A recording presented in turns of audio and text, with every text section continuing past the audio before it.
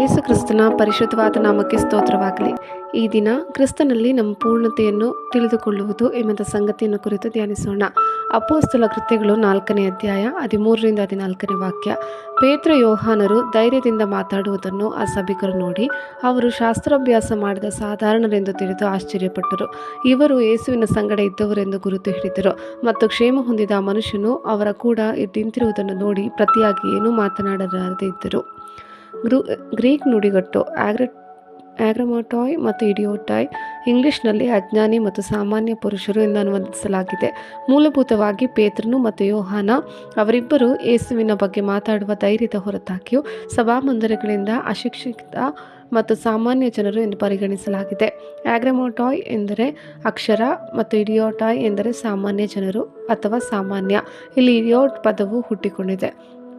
ಪ್ಯಾರಿಸಿಯ ಮಾತನಾಡುವಲ್ಲಿ ಪೇತ್ರನು ಮತ್ತು ಯೋಹಾನರ ದಿಟ್ಟತನವನ್ನು ವಿವರಿಸಲು ಬಳಸುವ ಪದವು ಪ್ಯಾರಿಸಿಯ. ಇದು ಮುಕ್ತ ಮತ್ತು ನಿರ್ಭೀತ ಮಾತನ್ನು ಸೂಚಿಸುತ್ತದೆ.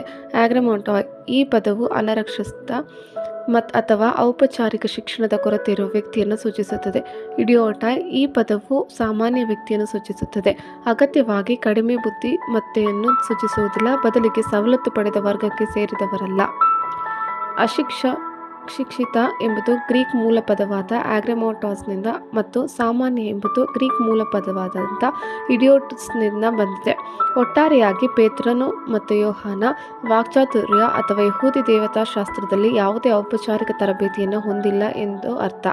ಸಾಂಸ್ಕೃತಿಕವಾಗಿ ಇದು ಸಭಾಮಂದಿರಗಳಂತಹ ಆಳವಾದ ಅಗೌರವ ಗುಂಪುಗಳನ್ನು ತೋರಿಸುತ್ತದೆ. ಕಡಿಮೆ ಜನರಿಗೆ ಪೇತ್ರನು ಮತ್ತು ಯೋಹಾನ ಉನ್ನತ ಶಿಕ್ಷಣವನ್ನು ಪಡೆಯಲು ಸಾಧ್ಯವಾಗುವ ವಿಶೇಷ ವರ್ಗದ ಸದಸ್ಯರಲ್ಲ. ಅವರು ವಿದ್ವಾಂಸರ ಅಡಿಯಲ್ಲಿ ಕುಳಿತುಕೊಳ್ಳುವ ಧಾರ್ಮಿಕ ವರ್ಗದವರು. ಮಾರ್ಕ 1:16-20. ಮತ್ತು ಅವರ ರಬ್ಬಿಯಾದ ಯೇಸು ಔಪಚಾರಿಕ ಶಿಕ್ಷಣವನ್ನು ಹೊಂದಿರಲಿಲ್ಲ. ಯೋಹಾನ 7:15. ಆದರೂ ಪೇತ್ರನು ದೇಶದ ಅತ್ಯುನ್ನತ ಧಾರ್ಮಿಕ ನ್ಯಾಯಾಲಯದ ಮುಂದೆ ತನ್ನ ವಾದವನ್ನು ಮಂಡಿಸುವ ವಿಶ್ವಾಸವನ್ನು ಹೊಂದಿದ್ದಾನೆ. ಮಾರ್ಕ 1:21-22. ಅವನು ಯೇಸುವನ್ನು ಹಳೆಯ ಒಡಂಬಡಿಕೆಯ ಭಾಗಗಳಲ್ಲಿ ಇರಿಸುವ ಧೈರ್ಯವನ್ನು ಹೊಂದಿದ್ದಾನೆ. ರಬ್ಬಿ, ಮಹಾಯಾಜಕ ಮತ್ತು ಶಾಸ್ತ್ರಿಗಳಿಗೆ ಶಿಕ್ಷಣ ನೀಡುತ್ತಿದ್ದರು. ಪೇತ್ರನು ಮತ್ತು ಯೋಹಾನರು ಯೇಸುವಿನ ಅಡಿಯಲ್ಲಿ ಅವರ ತರಬೇತಿ ಮತ್ತು ಪವಿತ್ರಾತ್ಮನ ಸಬಲೀಕರಣದ ಕಾರಣದಿಂದಾಗಿ ತುಂಬ ಆತ್ಮವಿಶ್ವಾಸದಿಂದ ಮಾತಾಡಲು ಸಮರ್ಥರಾಗಿದ್ದಾರೆ. ಅವರು ಯೇಸುವಿನ ಮಾದರಿಯನ್ನು ಅನುಸರಿಸುತ್ತಿದ್ದರು. ಅವರು ಸಭಾಮಂದಿರಗಳಲ್ಲಿ ಬೋಧಕರು ಊಹಿಸಲು ಧೈರ್ಯವಿಲ್ಲದ ಅಧಿಕಾರದೊಂದಿಗೆ ಮಾತಾಡಿದರು. ಮಾರ್ಕ 1:27.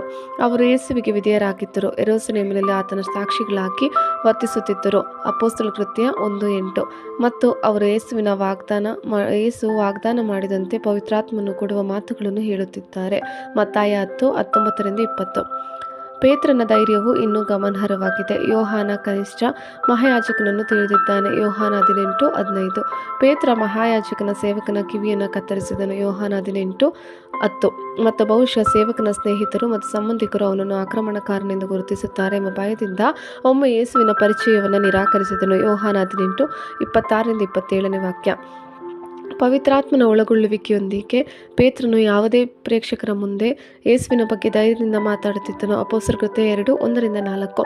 ಪವಿತ್ರಾತ್ಮನು ಅವನಿಗೆ ಹೇಳಲು ಮಾತುಗಳನ್ನು ಮತ್ತು ಧೈರ್ಯವನ್ನು ನೀಡುತ್ತಾನೆ. ನಂತರ ಪೌಲನು ವಿವರಿಸುತ್ತಾನೆ, ದೇವರು ಜ್ಞಾನಿಗಳನ್ನು ನಾಚಿಕೆಪಡಿಸುವುದಕ್ಕಾಗಿ ಈ ಲೋಕದ ಬುದ್ಧಿಹೀನರನ್ನು ಆರಿಸಿಕೊಂಡಿದ್ದಾನೆ.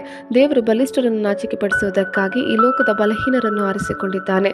ದೇವರು ಈ ಲೋಕದ ಕುಲಹೀನರನ್ನು ಯಾದವರನ್ನು ಆರಿಸಿಕೊಂಡದ್ದಲ್ಲದೆ ಗಣ್ಯರನ್ನು ಇಲ್ಲದಂತೆ ಮಾಡುವುದಕ್ಕಾಗಿ ಗಣನೆಗೆ ಬಾರದವರನ್ನು ಆರಿಸಿಕೊಂಡಿದ್ದಾನೆ.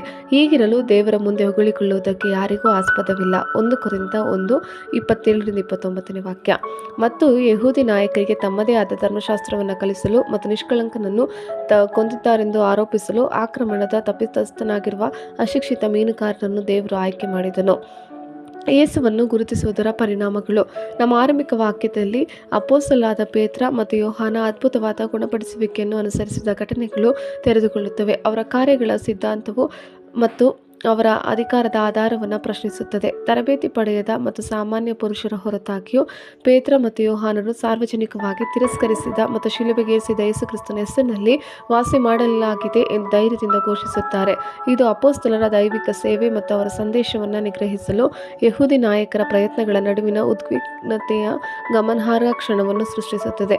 ಇಲ್ಲಿ ಉಲ್ಲೇಖವು ನಂಬಿಕೆಯ ಶಕ್ತಿ ಮತ್ತು ಜೀವನದಲ್ಲಿ ಅದರ ಅಭಿವ್ಯಕ್ತಿಗಳನ್ನು ಎತ್ತಿ ತೋರಿಸುತ್ತದೆ. ಮಹಾಯಾಜಕರು ತಮ್ಮ ಮುಂದೆ ನಿಂತಿರುವ ವಾಸಿಯಾದ ಮನುಷ್ಯನನ್ನು ನೋಡಿದಾಗ ಅವರ ಅದ್ಭುತಗಳು ನಿರಾಕರಿಸಲು ಸಾಧ್ಯವಿಲ್ಲ ಎಂದು ಅರಿತುಕೊಂಡು ಮೂಕರಾಗುತ್ತಾರೆ. ದೇವರ ಕೆಲಸವು ವಿಶೇಷವಾಗಿ ಕ್ರಿಸ್ತನ ಹೆಸರಿನ ಮೂಲಕ ಸುಲಭವಾಗಿ ತಳ್ಳಿಹಾಕಲಾಗದ, ನಿರಾಕರಿಸಲಾಗದ ಪುರಾವೆಗಳು ಮತ್ತು ಸಾಕ್ಷಿಯನ್ನು ತರುತ್ತವೆ ಎಂಬ ಪ್ರಮುಖ ವಿಷಯವನ್ನು ಇದು ತೋರಿಸುತ್ತದೆ. ಅಪೊಸ್ತಲರ ಹಕ್ಕುಗಳನ್ನು ಎದುರಿಸಲು ಅಸಮರ್ಥತೆಯು ಕ್ರಿಸ್ತನ ಪುನರುತ್ಥಾನದ ಸತ್ಯ ಮತ್ತು ಆತನ ಶಿಷ್ಯರ ನೀಡಲಾದ ಅಧಿಕಾರ ಎರಡನ್ನೂ ಎತ್ತಿ ತೋರಿಸುತ್ತದೆ. ಅಂತಿಮವಾಗಿ ವಿರೋಧದ ನಡುವೆಯೂ ಧೈರ್ಯಶಾಲಿ ಸಾಕ್ಷಿಯ ಅಗತ್ಯವನ್ನು ಇದು ಒತ್ತಿ ಹೇಳುತ್ತದೆ. ಯಾವುದೇ ವಿರೋಧಾಭಾಸಗಳಿಲ್ಲದೆ ಸುವಾರ್ತೆಯನ್ನು ಬೋಧಿಸಲು ಕ್ರೈಸ್ತ ಕರೆಯನ್ನು ಪ್ರತಿಬಿಂಬಿಸುತ್ತದೆ. ಸುತ್ತುವರಿದ ಆಲೋಚನೆ ಅಪೊಸ್ತಲ ಕೃತ್ಯ 14ರಲ್ಲಿ ಕಂಡುಬರುತ್ತದೆ. ಧೈರ್ಯಕ್ಕಾಗಿ ಪ್ರಾರ್ಥನೆ ಅಪೊಸ್ತಲ ಕೃತ್ಯಗಳು 4ನೇ ಅಧ್ಯಾಯ 23-24 ವಾಕ್ಯ. ಇವರು ಬಿಡುಗಡೆ ಹೊಂದಿ ಸ್ವಂತ ಜನರ ಬಳಿಗೆ ಹೋಗಿ ಮಹಾಯಾಜಕರು ಹಿರಿಯರು ತಮಗೆ ಹೇಳಿದ ಮಾತುಗಳನ್ನೆಲ್ಲ ತಿಳಿಸಿದರು.